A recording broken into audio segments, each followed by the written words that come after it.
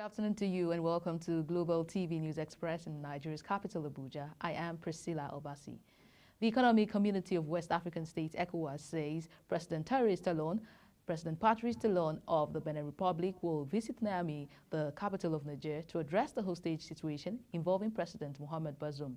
The President Bola Tinubu, in his capacity as the chairman of the Authority of Heads of State and Government, revealed this after a meeting with the Benin Republic President at the presidential villa. The meeting was said to be a prompt response from ECOWAS to condemn the attempted coup calling on the plotters to release Bazoum immediately without any condition. Speaking to journalists, President Tinubu condemned any attempt to seize power and undermine constitutional authority in Niger Republic, while reiterating his commitment to work with other ECOWAS leaders to promote stability and peace in the West African region.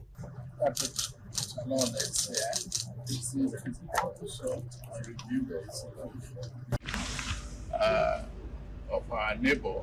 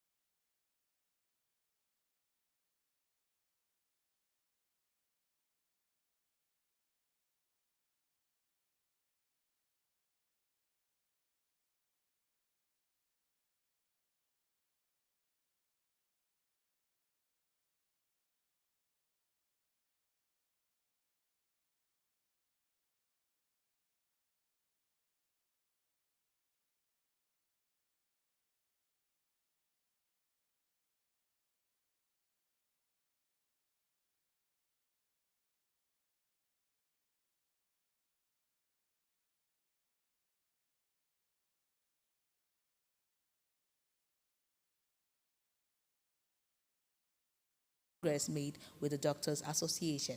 If we can be able to meet some of their expectations halfway, of which we are on it, we already set up another committee chaired by the majority leader of the House to look at those issues. I am sure one or two interventions in their areas of concern will prevail on them to come back to the negotiating table and also accept to withdraw that strike action. But from what he heard from me, he also advised that we should channel all those issues to the Chief of Staff for him to look at them one after the other. So I believe within the next coming days, some concerted actions will be taken. Recall that the leadership of the House of Representatives had invited the association following their intention to go on strike, noting that the lawmakers succeeded in persuading the union to shelve the plan. The Speaker also added that they used the visit to formally present the House leadership to the President, as they had not met with him since they emerged as leaders. The federal government has appealed to the Nigerian Labour Congress (NLC) to shelve its planned strike scheduled to start next Wednesday, saying it was doing everything possible to address issues raised by the labour movement on the removal of fuel subsidy. The appeal came against the backdrop of the strike notice announced by the labour movement, giving the federal government a 7-day ultimatum to address what it described as anti-people policy or face industrial action. Prince Adegoke has the details. Speaking after the steering committee meeting on palliatives, the special advisor to the president on energy, Oluverejin, pleaded with the Labour to give the federal government more time to look into its grievances rather than embark on industrial action. She explained that the government was here to roll out palliatives because it did not want to make mistakes, adding that the meeting with the organized labor was productive. Agreed to continue to make progress. It was a very productive meeting. The focus was really around how we fast-track a lot of the interventions that will bring relief particularly around CNG mass transportation, cleaner energy transportation, and reduce the impact of the cost of transportation, the increased cost of transportation.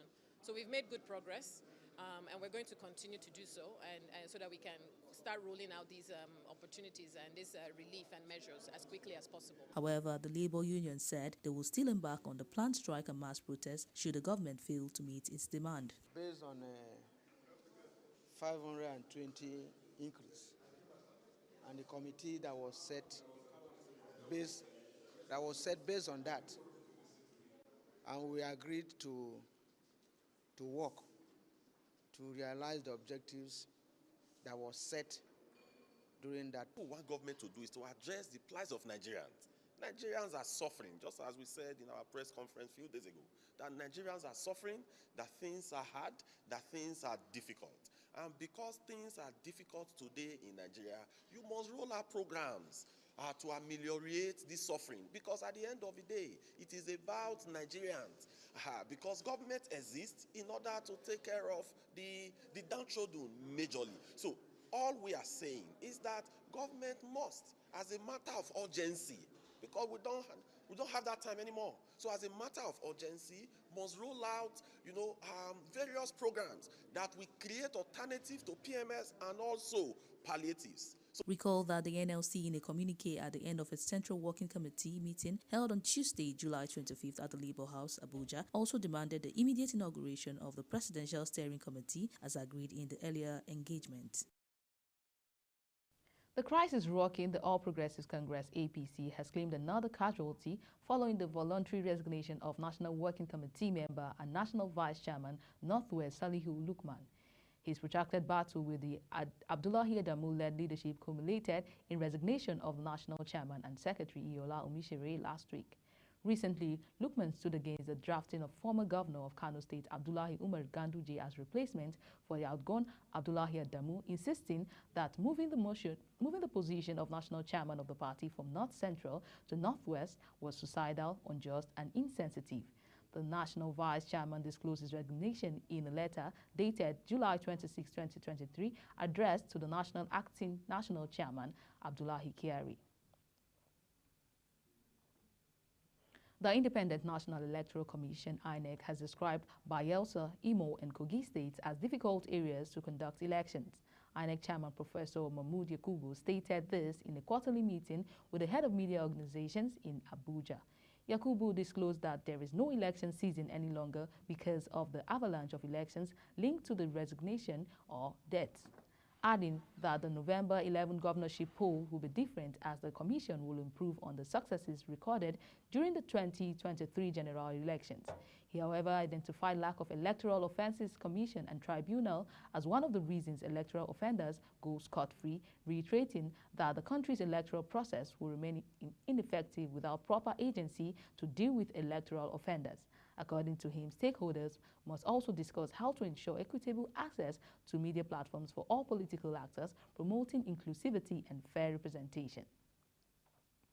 You're watching News Express on Global TV, coming to you live on StarTimes channel 276 from Nigeria's capital, Abuja. Do well to follow us across all social media platforms at Global TV NG. We'll be back after this break. Please stay with us.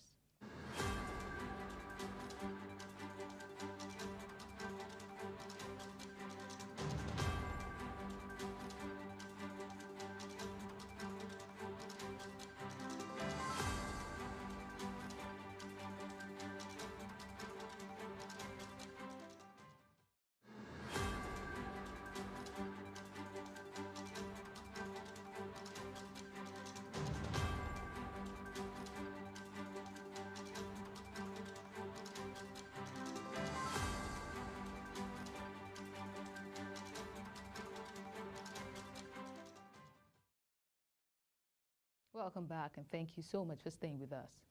Owing to the fuel subsidy removal, federal government has reiterated the need for the conversion of petrol engines to compressed natural gas, CNG, to ameliorate the hardship Nigerians are going through. The Permanent Secretary, Federal Ministry of Transportation, Dr. Magdalene Ajani, made the call in Abuja while declaring open a Day 2 Transport Managers Conference organized by the Chartered Institute of Transportation Administration of Nigeria. Ajani, who was represented by the occasion by the Director of Planning and Coordinating in the Ministry, Dr. Mercy Lori, stated that the two-day conference is an auspicious time to discuss interventions that would ensure a safe, smart and sustainable transportation sector amidst various issues facing the sector. And moving on, the Central Bank of Nigeria, CBN, has pegged the amount of dollars to be transacted on Pan-African payments and settlement systems at $200,000 per quarter by authorized dealer banks and $20,000 per quarter for a customer. This was disclosed in a circular signed by Uzoemena Nnaji, Director of Trade and Exchange Department of the CBN.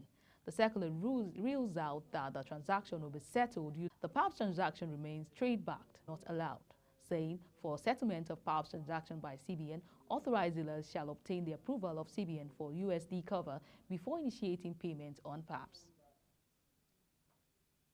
And that's all for News Express on Global Television, live from Nigeria's capital, Abuja. Remember, we're on StarTimes channel 276 and